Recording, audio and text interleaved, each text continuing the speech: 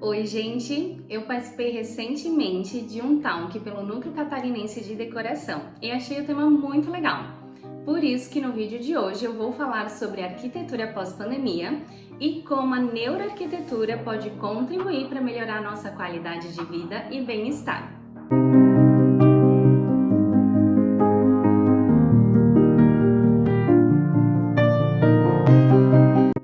Então, para a gente começar a falar um pouquinho mais sobre o assunto, eu quero recapitular alguns anos atrás, quando demos início na pandemia. O que foi a pandemia? A gente estava lá na nossa loucura, no nosso dia a dia, e do nada tivemos que nos trancar dentro de casa. E quantas pessoas se sentiram prejudicadas com isso? E por quê?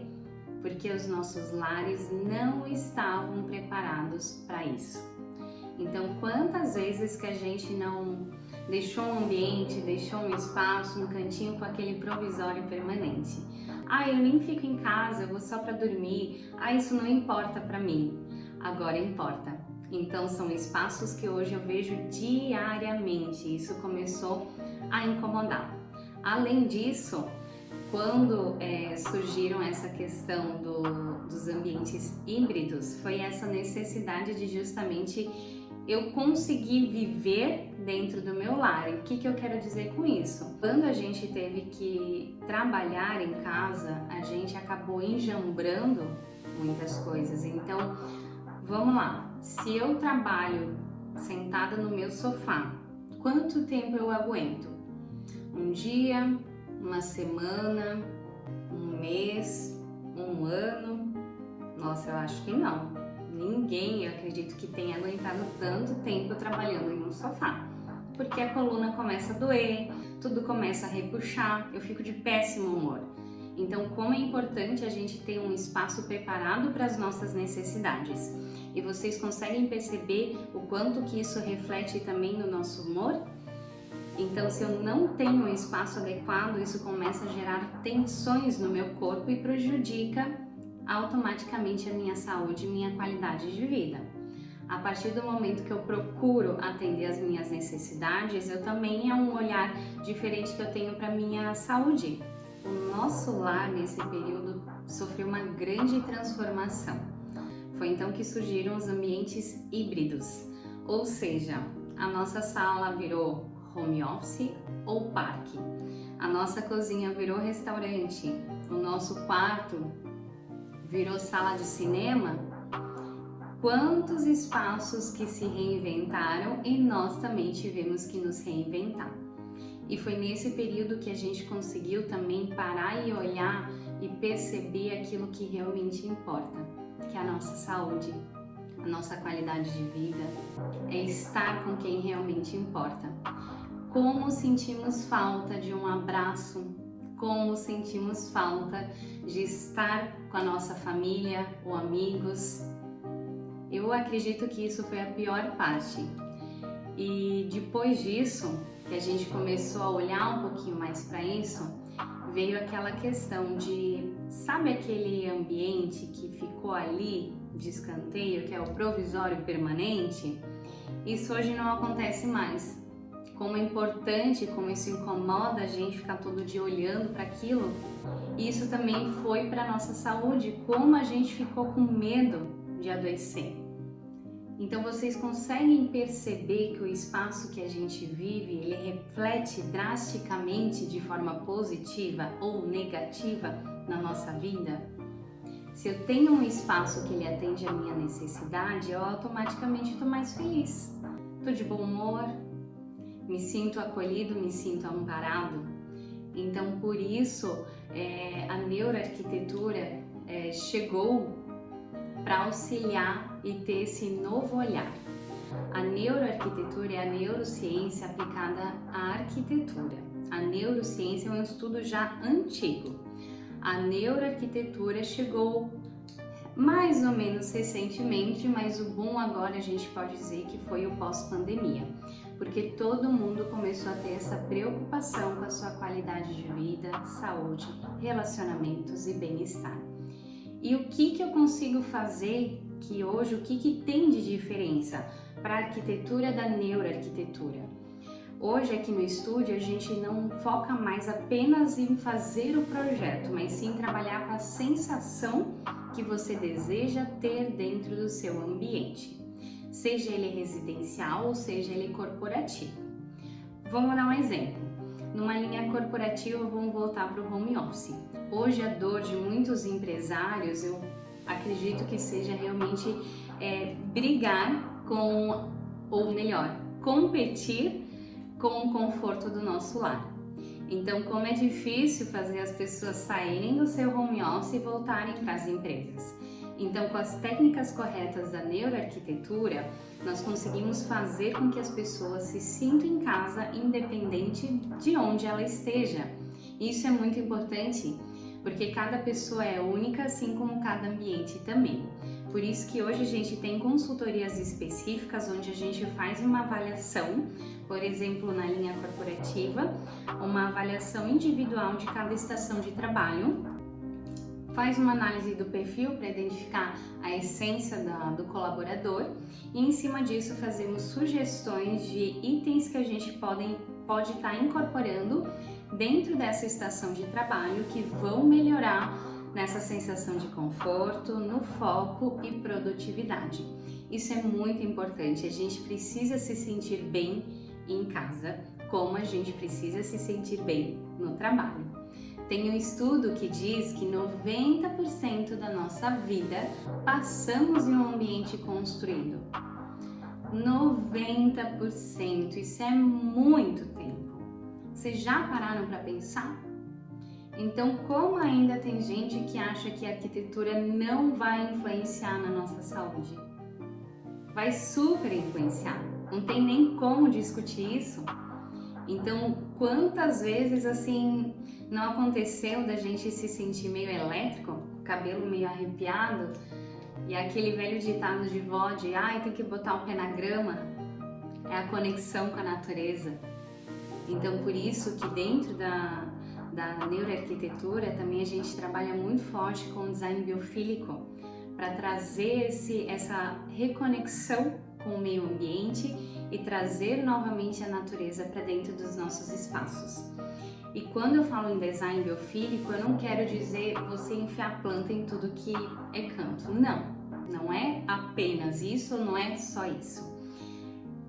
São cores, texturas, formas, cheiros que remetam à natureza. Vocês estão vendo essa minha imagem que eu tenho aqui nos fundos?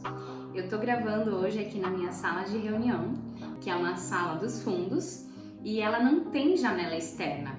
Então eu quis perder essa sensação de estar dentro de um caixote e aquela sensação de claustrofobia.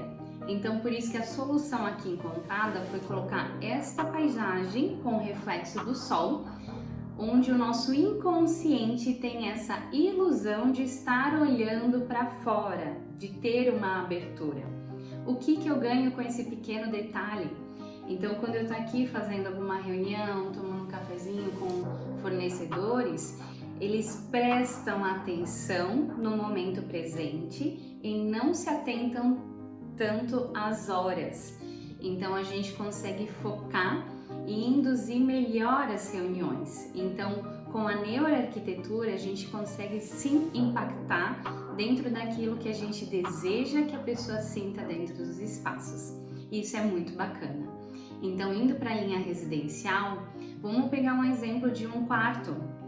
Então, hoje, quantos que não consideram um quarto um refúgio? Então, tem uma professora minha que falou algo que me marcou muito, que foi o seguinte: tendência, tende a ser. O que é tendência? Às vezes eu vou numa linha de uma tendência, mas aquilo tende a ser bom para uns, como tende a ser não tão bons para outros. Então, às vezes eu vou só no fluxo porque todo mundo está fazendo assim, todo mundo está usando isso, todo mundo está fazendo nessa linha de pensamento. Mas quando a gente trabalha com a neuroarquitetura, a gente começa a trabalhar também com traumas, com anseios, com expectativas. E quando a gente se aprofunda, que seria o nosso briefing, a gente consegue muitas vezes entender um pouquinho melhor a história por trás de cada cliente e compreender se alguma cor, alguma textura, algum cheiro, ele pode se correlacionar a algum trauma. Por quê? Se eu usar uma cor em excesso, por exemplo, no quarto, onde ele quer que seja o refúgio, mas ele daqui a pouco está indo numa tendência, e essa cor daqui a pouco despertar algum trauma, vai passar um tempo e esse meu cliente ele não vai conseguir mais gostar desse espaço. Ele não vai permanecer muito espaço dentro desse dormitório, onde era para ser o refúgio dele. Mas ele nem vai conseguir explicar por que ele parou de gostar daquele lugar. Então por isso é tão importante a gente entrar em tantos detalhes quando a gente fala de projeto, porque a gente está mexendo também com a essência do comportamento humano. Então, quando eu digo que eu quero que o meu quarto seja o meu refúgio, como que é um refúgio para mim? Esse refúgio pode ser diferente para mim, como pode ser diferente para você. Cada cor, ela tem um impacto diferente na nossa vida, porque somos pessoas únicas, somos pessoas diferentes umas das outras. É impossível existir no mundo alguém exatamente como a gente pode ter gostos parecidos, mas exatamente iguais não vai existir. Então, por isso que é tão importante a gente fazer essa leitura, essa sondagem logo no início, principalmente quando se trata de casais ou família, quando tem mais pessoas circulando no mesmo espaço, são várias essências ali em conjunto. Então isso também é importante, criança e adolescente ainda estão formando o cérebro. Por isso que também a gente tem que ter um cuidado muito especial quando a gente vai projetar um quarto infantil ou trabalhar um projeto em escolas, faculdades, tudo que tiver de lembrança, tudo a mente da criança, do adolescente ainda está formando. Então se ele criar algum trauma e tiver algum cheiro vinculado, por exemplo, isso vai seguir essa criança a vida inteira. Então isso é muito importante, entre outros fatores. Então a própria iluminação, a iluminação correta, ela pode tanto ajudar ou prejudicar a sua longevidade, o seu envelhecimento. Ele pode ser de forma mais tranquila ou pode ser de forma mais delicada, vamos chamar assim.